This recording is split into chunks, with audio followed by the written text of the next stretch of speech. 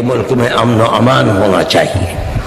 اب سوال پیدا ہوتا ہے کہ اس فرقہ پرستی کا مقابلہ کیسے کیا جائے؟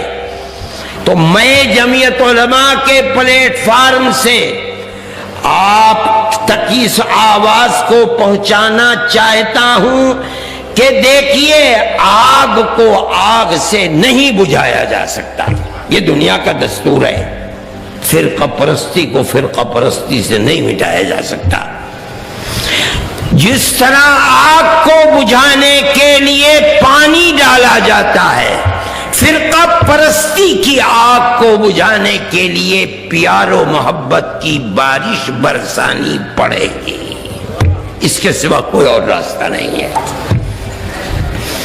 فرقہ پرست طاقتیں ہندو مسلم دلوں کو توڑنا چاہتی ہیں۔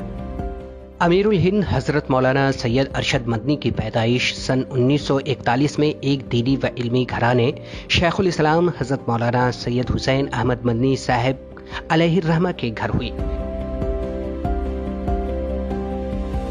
ابتدائی تعلیم ناظرہ و حفظ قرآن دیوبندی میں حاصل کی۔ متوسط اور اعلیٰ تعلیم کے لیے سن 1959 میں باضابطہ دارالعلوم دیوبند میں داخلہ لیا۔ دارالعلوم دیوبند سے فراغت کے بعد مولانا سید ارشد مدنی صاحب سن 1965 میں بہار کے مرکزی ادارہ جامعہ قاسمیہ ضلع گیا میں مدرس مقرر ہوئے اور تقریباً 1.5 سال تک یہیں تدریسی خدمات انجام دی۔ پھر سن 1967 کی ابتدا میں آپ مدینہ منورہ تشریف لے گئے اور یہاں تقریباً 14 ماہ مقیم رہے۔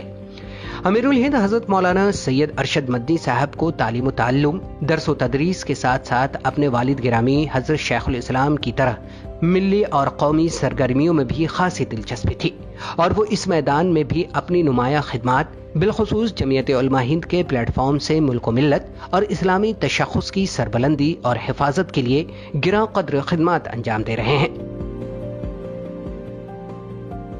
ابتداً آپ ایک طویل عرصے تک جمعیت علماء ہند کی مرکزی مجلس عاملہ کے رکن رکین رہے۔ پھر 28 فروری 2006 میں آپ نے جمعیت علماء ہند کے منصب صدارت کو سنبھالا۔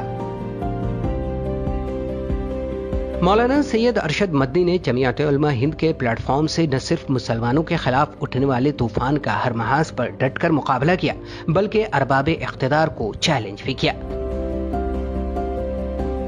مولانا سید ارشد مدنی آئین و قانون کی حدود میں رہ کر جبر و تشدد کے شکار مظلومین کے ساتھ ہونے والی ناانصافیوں کے مسئلے کو جرأت و بے باکی کے ساتھ اٹھاتے رہتے ہیں، خواہ وہ دہشت گردی کے الزام میں مسلم نوجوانوں کے استحصال کا مسئلہ ہو یا انسداد فرقہ وارانہ فسادات بل کا، تحفظ شریعت کی اہم ذمہ داری ہو یا مرکزی مدرسہ بورڈ کا فتنہ، ملک میں کھربوں روپے کی وقف جائیدادوں کے تحفظ کا مسئلہ ہو یا بابری مسجد کے مقدمے کی پیروی، نیز ہر محاذ پر اپنی آواز بلند کرتے رہتے ہیں۔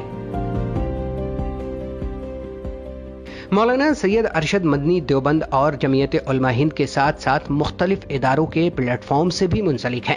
ان کے غیر معمولی خدمات کو دیکھتے ہوئے رواں برس 3 جولائی کو جمعیت علماء ہند کے صدر دفتر نئی دہلی میں واقع مدنی ہال میں انہیں امارت شریعہ ہند کے امیر الہند خامس کے طور پر منتخب کیا گیا۔